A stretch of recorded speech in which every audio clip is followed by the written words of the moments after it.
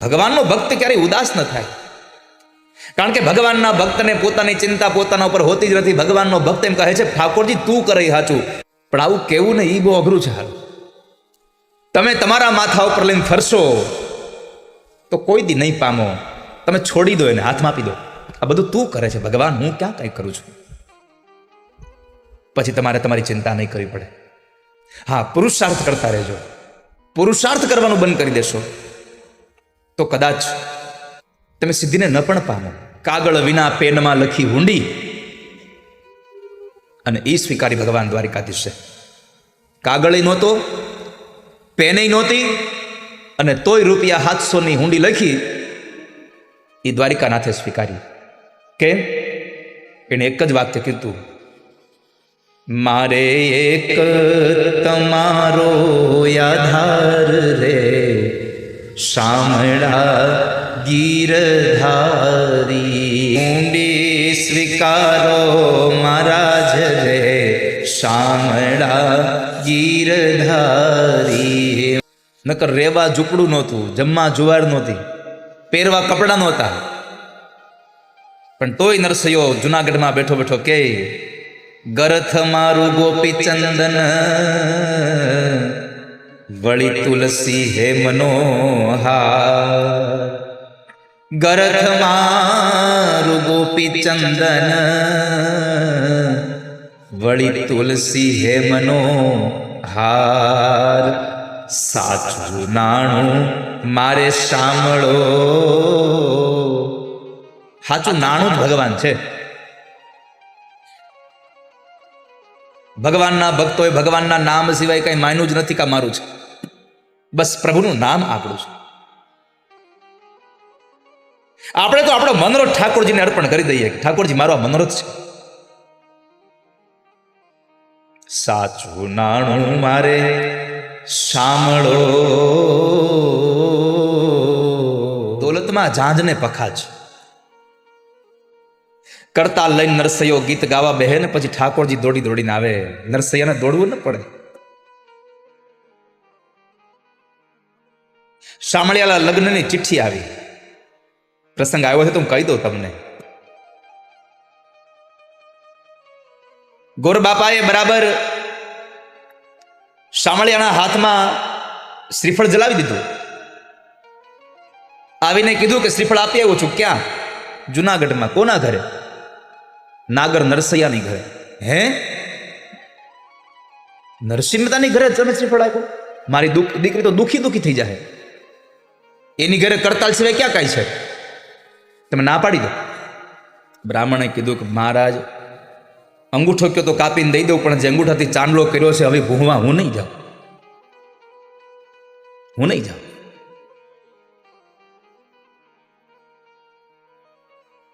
દીકરીના બાપે કીધું એક કામ કરો, તમે ના પાડવા ન જાઓ તો કઈ નહીં, ચિઠ્ઠી તો મારી દઈ આવો. આ ચિઠ્ઠી દઈ આવો, લાવો. વેવાઈએ ચિઠ્ઠી લખી દીધી. ચિઠ્ઠીમાં લખ્યું હતું કે વેવાઈને માલુમ થાય કે જાન લઈને આવો ત્યારે પૂરા 1000 માણસની જાન લાવજો. હાથી ને ઘોડા લઈને આવજો.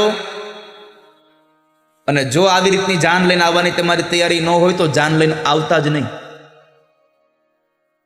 કાગળિયો વાળ્યો, ઉપર લખ્યું જે જગ્યાએ એડ્રેસ લખવાનું હતું ત્યાં, જય શ્રી કૃષ્ણ. ભૂદેવે આવી નરસિંહ મહેતાને કીધું તમારા વેવાએ કાગળ આપ્યો છે, લ્યો. કાગળ આમ જોયો, ઉપર લખ્યું હતું જય શ્રી કૃષ્ણ. એ કે આમાં એડ્રેસ આપણું ક્યાં છે? આ તો ઓલાનું છે, દઈ દો એને, આ લ્યો. હવે આ કરતાલ મૂકો ને. કેમ? અરે આપણા શામળિયાના લગ્ન આવ્યા, કેદી છે? 1 અઠવાડિયું બાકી રહ્યું છે. મહેતાજી કે હજી 8 દિવસ બાકી છે. આપણે 8 મહિનાથી ઉપાધિ કરતા હોય, લગ્ન છે લગ્ન છે. નરસિંહ મહેતા કીધું 8 દાડા બાકી, તો એટલી બધી ઉતાળ શું કરો છો?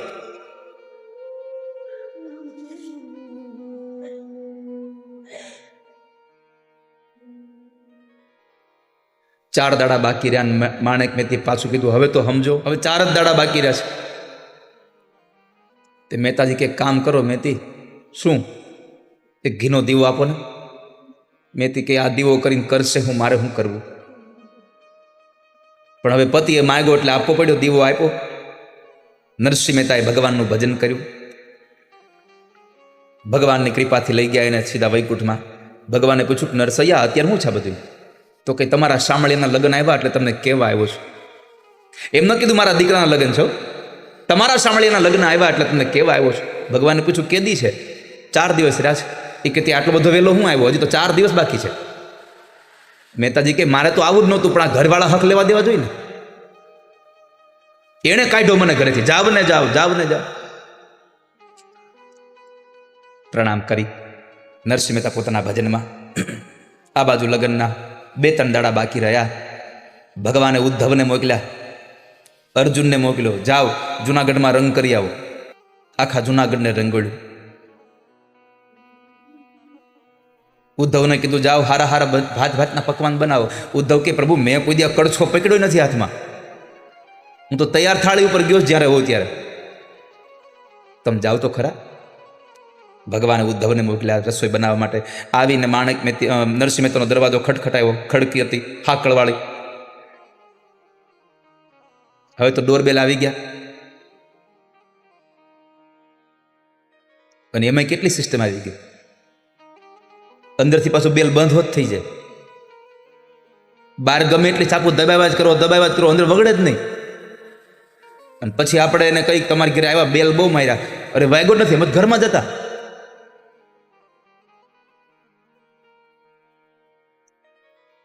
આ તો લોખંડની હાકળ ખડખડાવી.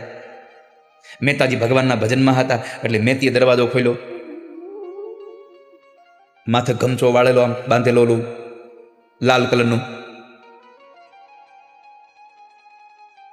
એને હું ભૂલી ગયો, શું કહેવાય લાલ આપણું ઓલું? હે,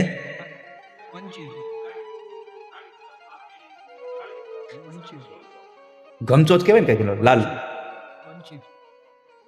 ફાળ્યું, જે કહેવાતું એ તો સમજી ગયા. હું એની વાત કરું છું. હા, એ બાંધ્યું તું માથે. અને આમ અસલ તમે જુઓ ને તો મહારાજ જેવા જ લાગે ઉદ્ધવજી. હો, અને આવ્યા અને પૂછ્યું કે મહેતાજી છે ઘરમાં? હા છે ને. તમે કોણ? એ કે હું કંદોયો, રસોયો. કેમ? આપણે શામળિયાના લગ્ન છે તો બહાર રસોઈ બનાવવાની છે, તો હું બનાવું? એ કે એ મને ખબર ન. ઉભા રહું, મહેતાજીને બોલાવ્યો. માણેક મહેતાજીને બોલાવ્યા. મહેતાજી આવ્યા છે. પૂછ્યું મહેતાજીને. મહેતાજી ઉદ્ધવને જોયા હતા. મહેતાજીની આંખમાં આંસુ આવી ગયા. મહેતાજી ઉદ્ધવ ઈશારો કર્યો, કાંઈ બોલતા નહીં હો, ભલે ઓળખી ગયા હો તમે, આ તો મારા પ્રભુનો પાર્ષદ આવ્યો છે. મહેતાજી, આપણે વાત થઈ કે શામળિયાના લગ્ન છે તો હું રસોઈ બનાવવા માટે આવ્યો છું. આપણે શું રસોઈ કરવાની છે? આપણે કાજુ કતરી બનાવી છે કે બદામનો હલવો બનાવવો છે? મેથી મનમાં કે ઘરમાં શિંગદાણા છે નહીં, આને બદામનો હલવો બનાવવો છે. એટલે મહેતાજી કીધું કે તમારે જે બનાવો તો બનાવો, કાંઈ વાંધો નહીં, આપણે પૈસા ક્યાં દેવાના જ છે. તમને જે સારું લાગે ભાતના પકવાન બનાવી નાખો. કેટલા માણસ રસોઈ કરવી છે? કે જુનાગઢને જમાડી દો ને. ઉદ્ધવે રસોઈ પકાવી. અર્જુનને ઘરને રંગને રોગાન કર્યા. જાનનો દિવસ આવ્યો. વેવાઈની ચિઠ્ઠી હતી, 1000 માણસો જાનમાં આવજો. નાગરી નાતે પગાડો કર્યો, કોઈએ જાનમાં જવું નથી. આપણે જોઈ લઈએ એના ગગાને કેમ પરણાવે છે. યાદ રાખજો, તમે કોઈ જાનમાં નહીં જાઓ તો જેનો છોકરો પરણવાનો છે ને એ પરણી જ જાહે. તમારા વગરનો કાંઈ એમ નહીં કે હું માંડવે નહીં જાઉં. હગો બાપ નો આવે તો દીકરો કે ભાઈ હું માંડ મેળ આવ્યો છું, પરણી લેવા દો. કોઈ ના નહીં પાડે. બાપુજી કહે કે આ ઘોડું છે ને પછાડશે. એ કે કાંઈ વાંધો નહીં, ઊભા થઈ જાવ, પણ જવા દો ઘોડામાંથી. જાન નીકળી 7 જણાની. ગામના લોકો બધા બેઠા બેઠા જોયા કરે, કેવો લાગશે આ 7 જણાને જાનમાં લઈને જાય છે. વેવાઈના ગામ પાસે પહોંચવા આવ્યા ને ત્યાં લક્ષ્મીજી કીધું, પ્રભુ કંઈક કરો. હેનું? એ કે આમ જુઓ, જાન જુઓ. ચિઠ્ઠીમાં વાંચ્યું હતું ને 1000 માણા લઈને આવવાનું છે. અને નહીં જાય ને 1000 માણા લઈને તો લાજ તમારી જાય, એની કાંઈ નહીં જાય. કારણ કે હરિને ભજતા આજ દિન સુધી કોઈની લાજ જતા દીઠી નથી. કારણ જેની સુરતા સાંભળ્યાને સાથ, જેને ભગવાનની હારે નાતો બાંધ્યો છે. અને ભગવાન એટલો દયાળુ છે ને, લાજ ન જવા દેવો. એમાં એ ભક્તોની લાજ તો ક્યારેય ન જવા દે. કેમ કે એને ભગવાનને પોતાના ભક્તો એટલા વાલા છે. મને પ્રાણ થકી મારા વૈષ્ણવો વાલા. ભગવાનને એના ભક્તો બહુ વાલા છે. અને ભગવાનને ગમે છે શું કામ ભક્તો ખબર છે? નિત કરતા શ્રીનાથજીને કાલા રે વાલા. એટલે પરમાત્મા પોતાની લાજ જવા દે, પણ ભગવાન પોતાના ભક્તોની લાજ ન જવા દે.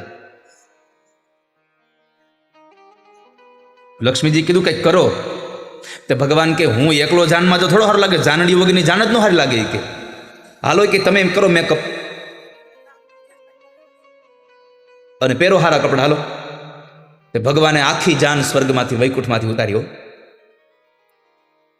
વૈકુંઠની દાસ દાસીઓને, લક્ષ્મીજીની દાસ દાસીઓને બધી જાનડીઓ કરીને તૈયાર કરી. ભગવાનના જેટલા પાર્ષદો હતા બધાને જાનૈયા બનાવ્યા. એ ભાત ભાતના કપડાં પહેરીને નીકળ્યા બધા. હો, વેવાએ લખ્યું હતું ઘોડા અને હાથી લઈને આવજો, એમાં ઊંટ નહોતું લખ્યા. ભગવાન ઊંટ હોટ લઈને ગયા. ભગવાને બળદગાડા જોડ્યા. એટલા ઢોલવાળા, એટલા પપુડીવાળા બધાને લીધા હારે. ઘણાય વાંસળી વગાડે, ઘણાય મોરલી વગાડે, ઘણાય પાવા વગાડે, બધા હારે. અને પછી એ જાન હાલતી થઈ. નરસિંહ મહેતા ઓળખી ગયા, ઓહો મારો ઠાકોરજી આવ્યો હતો. સૌથી આગળ પેલા વેલા હાલે જતા હતા ભગવાન. પીળા પિતાંબર ને જરકસી જામા ભગવાને પહેર્યા. એ હોનાના મુગટ હો, હીરા મણેકથી જડેલા. ગળામાં એટલી મોટી મોટી માળાઓ ભગવાને પહેરી હતી. આજુબાજુમાં બે જણા આમ તમે જો તો ચમર ઢોળે જાય. તમારી નજર ન પહોંચે ત્યાં સુધી જાન આમને માલી આવ્યો. અને વેવાઈને ખબર પડી કે આપણા વેવાઈ આવે છે બહુ જાડેરી જાન લઈને. 1000 માણસને કીધું તું આ તો 1500 લઈને આવે છે. સૌથી પહેલા તો રસોડે અવાજ કર્યો, 1500 આવે છે, 500ની વર્ષ વધારે બનાવજો. અને સમય હતો, એ સમયમાં કદાચ ગામના પાદરમાં જઈને વેવાનું સ્વાગત કરવું વેવાઈનું. એટલે નરસિંહ મહેતાના વેવાઈ સાલ લઈને નીકળ્યા અને ગામના પાદરમાં આવી અને ભગવાનને, અરે આવો વેવાઈ આવો. ભગવાન કે ઉભા રહ્યો, હું તમારો વેવાઈ નથી. કે તો અમે તો જાનમાં આવી, તમારા વેવાઈ તો વાહ્યા લાવે છે. નરસિંહ મહેતાના વેવાઈએ વિચાર્યું કે મારા વેવાઈના જાનૈયા આટલા મોટા સજી ધજીને આવ્યા છે, તો મારા વેવાઈ કેટલા સજીને આવ્યા છે. જ્યાં જોવા જાય ત્યાં ટૂંકી પોતરીને હાથમાં કીર્તા. શ્રી રાધે ગોવિંદ ભજ મન શ્રી રાધે રાધે. નરસૈયાએ ભગવાનના હાથમાં પોતાની દોરી સોંપી દીધી. શ્રેષ્ઠ માણસ કથાને સાંભળે એટલા માટે થઈ. અને અહીંયા ઉદાહરણ આપ્યું કે નારદ જેવા નારદે કથા સાંભળી છે, તો તમે જ કલ્પના કરો આ ભાગવત કેટલું મહાન હશે. રામાયણમાં પરશુરામજી મહારાજ આવ્યા અને ભગવાન રામે ધનુષ્ય તોડ્યું. ભગવાન પરશુરામનો પ્રવેશ થયો. એટલા ક્રોધિતમાં હતા, એટલા ક્રોધાયમાન, આંખોમાંથી અગ્નિ જરે. વારે વારે એક શબ્દ બોલે, આટલું મહાન ધનુષ્ય કોણે તોડ્યું, આટલું મહાન ધનુષ્ય કોણે તોડ્યું.